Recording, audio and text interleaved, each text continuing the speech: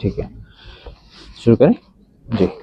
नमस्कार जुले, मैं डॉक्टर मुनीश तामांग हूँ और मैं national federation for new states, एक जो समूह है जो भारत में विभिन्न जगहों में जो नए राज्य के लिए जो लड़ाइयाँ कर रही हैं, जो आंदोलन कर रहे हैं, उनका एक समूह है। उस national federation of new states NFNS का मैं राष्ट्रीय अध्यक्ष हूँ और NFNS को प्रतिनिधित्व करते हुए मैं यहाँ आज आया हूँ हमारे सोनम जी के जो फास्ट है उस फास्ट में सॉलिडारिटी एक्सप्रेस करने के लिए और सपोर्ट एक्सप्रेस करने के लिए। और NFNS आपके साथ है और हम जितने अन्य मूवमेंट के लोग हैं सब आपके साथ हैं, ये एक्सप्रेस करने के लिए मैं यहाँ पर आया हूँ। और कल यहाँ लद्दाख में, लेह में आने के बाद हमारी जो लेह की एपेक्स बॉडी है उनके साथ भी एक मीटिंग हुई और लेह के एपेक्स बॉडी के जो कार्य है इस समय, उनका जो आंदोलन है उसके बारे में हमने सुना और उसको भी हमने सपोर्ट एक्सप्रेस किया, संपूर्ण अनकंडीशनल सपोर्ट हमने एक्सप्रेस किया है। और मुझे ये बड़ी खुशी है इस बात की कि यहाँ लेह में मैं देख रहा हूँ कि इस मूवमेंट में, इस मुहिम में संपूर्ण कम्युनिटी इसमें लगा हुआ है। कम्युनिटी के हर एक तबका इसमें लगा हुआ है, हर एक सोशल पॉलिटिकल ग्रुप्स इसमें जुड़े हुए हैं। ये बड़ा एक प्रेरणादायी है। और जैसे मैंने सोनम जी को भी कहा कि हम यहाँ केवल आपको सॉलिडारिटी एक्सप्रेस करने के लिए ही नहीं आए हैं, आप सबके लिए इंस्पिरेशन भी हैं। आप जिस प्रकार से अपना सब कुछ लगाकर और पूरे कम्युनिटी को मोबिलाइज जिस प्रकार से यहाँ आपने और एपेक्स बॉडी ने मिलकर किया है, ये सच में सराहनीय है और इसकी हम बहुत सपोर्ट करते हैं। हमने NFNS में हमारा एपेक्स बॉडी के साथ पिछले 4-5 साल से हमारा एक संबंध रहा है। हमारे NFNS का एक कन्वेंशन दार्जिलिंग में हुआ था जिसमें एपेक्स बॉडी के भी हमारे साथी लोग आए थे और तब से हमारे साथ NFNS में जुड़े हैं। हमारे एग्जीक्यूटिव में भी एपेक्स बॉडी के सदस्य लोग हैं और हम बीते कुछ दिनों से ये जो जब से क्लाइमेट फास्ट इन्होंने शुरू किया है, क्लोजली हम फॉलो कर रहे हैं, मॉनिटर कर रहे हैं और हम इनके जो डिमांड्स है उससे संपूर्ण 100% हम सहमत हैं।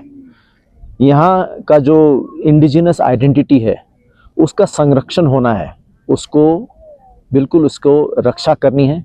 और यहाँ का जो इंडिजिनस आइडेंटिटी और उनका जो लैंड का मुद्दा है और यहाँ का इकोलॉजी जो एकदम ही यूनिक इकोलॉजी है, फ्रेजाइल इकोलॉजी है, उसका भी संरक्षण होना है। और उससे भी ज़्यादा हम जानते हैं कि एक डेमोक्रेसी में, डेमोक्रेसी का एक सच्चा टेस्ट होता है जब लोग का प्रतिनिधित्व हो सके, सेल्फ रिप्रेजेंटेशन हो सके।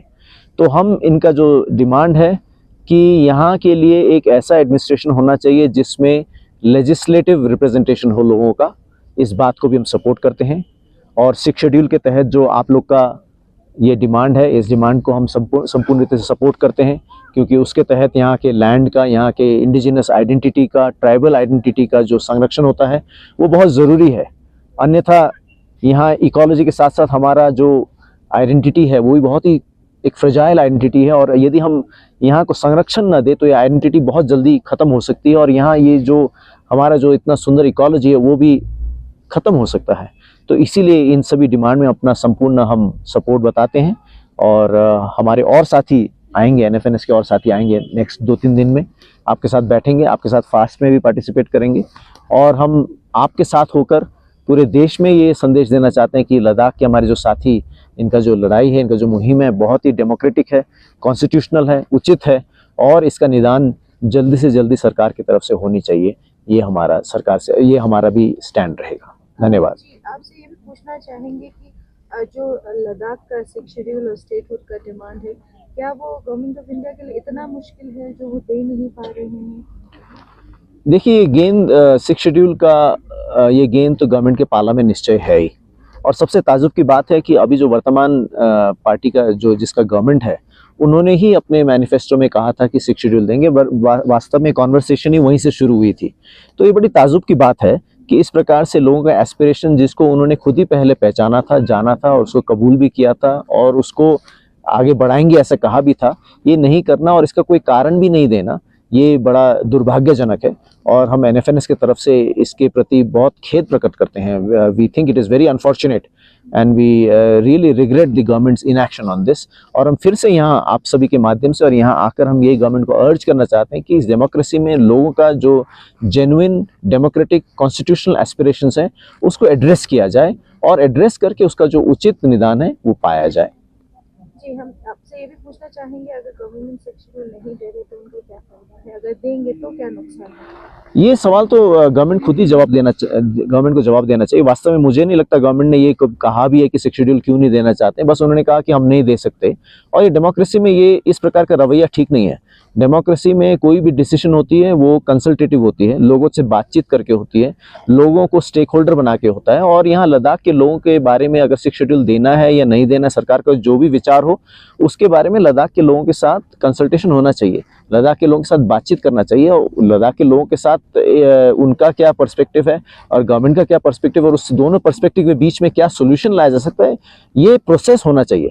मगर हमें दुख की बात ये है कि जो टॉक्स हुए थे वो फेल हो गए, क्योंकि गवर्नमेंट ने बिल्कुल स्टॉल कर दिया, गवर्नमेंट ने बिल्कुल आगे बात बढ़ाना बंद कर दिया। तो ये बड़ा दुर्भाग्यपूर्ण बात है। इसलिए हम गवर्नमेंट से फिर से यही अपील करते हैं कि पुनः इस चीज़ को शुरू किया जाए और कंसल्टेशन को शुरू करके जो गवर्नमेंट लोगों का जो एस्पिरेशन है उसको फुलफिल किया जाए।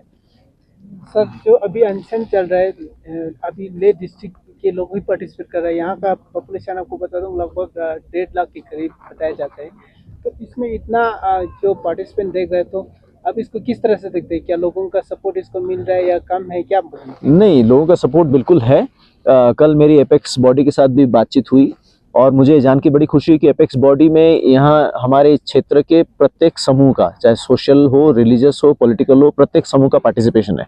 और एपेक्स बॉडी में जितने समूह जुड़े हैं उनका भी और अन्य संगठन उनसे जुड़े हुए हैं।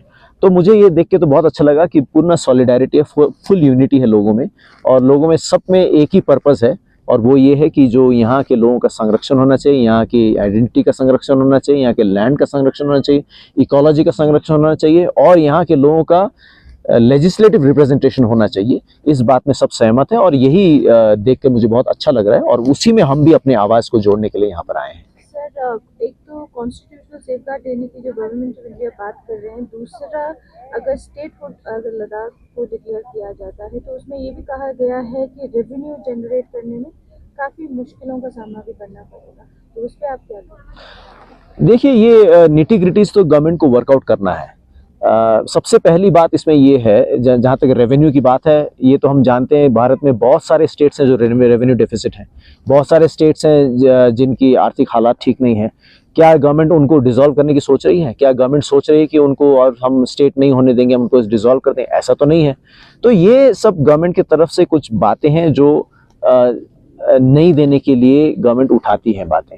मगर मेन बात हम ये कहना चाहते हैं कि वर्तमान गवर्नमेंट ने ही इस मुद्दा को रिकॉग्नाइज किया था, वर्तमान गवर्नमेंट ने ही यहाँ गवर्नमेंट बनाने से पहले अपने मैनिफेस्टो में भी डाला था।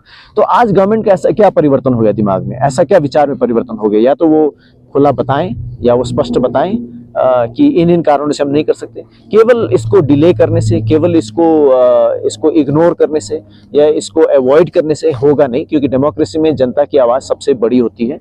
और आज यहाँ लद्दाख के जनता ने दिखा दिया कि वो यूनानिमसली इस आवाज़ में सबने एक होकर दिखाया है। तो government as a democratic institution should also recognize this and should constantly engage the people and find a correct solution for the situation. Constitutional safeguard का ही तो ये मुहिम है आज, जो सोनम जी जो फास्ट में है, ये कॉन्स्टिट्यूशनल सेफगार्ड के लिए है। हम चाहते हैं कि यहाँ तो अब जो इस समय यहाँ पर है, हमारा जो इकोलॉजी है, हमारा जो आइडेंटिटी है, ट्राइबल आइडेंटिटी है, बहुत ही नाजुक है ना हमारा आइडेंटिटी यहाँ पर। तो इसको जब तक सेफगार्ड कॉन्स्टिट्यूशन की तरफ से नहीं मिलेगा, तब तक यहाँ अब हमारा सारा भविष्य ही खतरे में और अंधकार में है। तो इसीलिए मैं सोनम जी को फिर से कॉन्ग्रेचुलेट करना चाहता हूं कि उन्होंने, और आप सबको भी कॉन्ग्रेचुलेट करना चाहता हूं कि आप सबने ये मुद्दा को करेक्टली आइडेंटिफाई किया है, क्योंकि ये आज आपके अस्तित्व की, आपके एग्जिस्टेंस का एक लड़ाई है। ये केवल कोई सत्ता के लिए लड़ाई नहीं है, ये केवल कोई कुछ चीज़ हासिल करने के लिए, कोई भौतिक चीज़ों को हासिल करने के लिए, कोई पैसा हासिल करने की लड़ाई नहीं है। ये अपने अस्तित्व का, ये अपने वजूद की लड़ाई है, और इस लड़ाई को आप लोग ने करेक्टली पहचाना है और आप लोग सब लोग लगे हैं इसमें, और गवर्नमेंट को भी इस चीज़ को जानना चाहिए। हम भी आपके साथ इसमें संपूर्ण रीति से लगे हुए हैं।